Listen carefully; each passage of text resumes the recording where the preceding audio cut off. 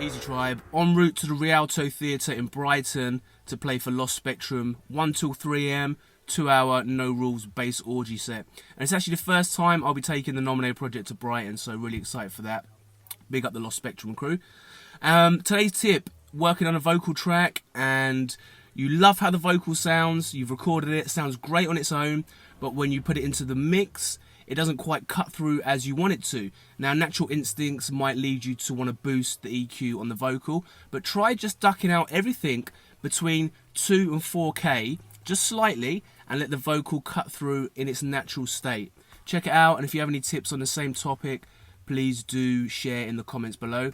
And don't forget, if you're in or near Brighton, come and check me out 1 till 3am, and the rest of the DOMs that are down there. Enjoy! Peace!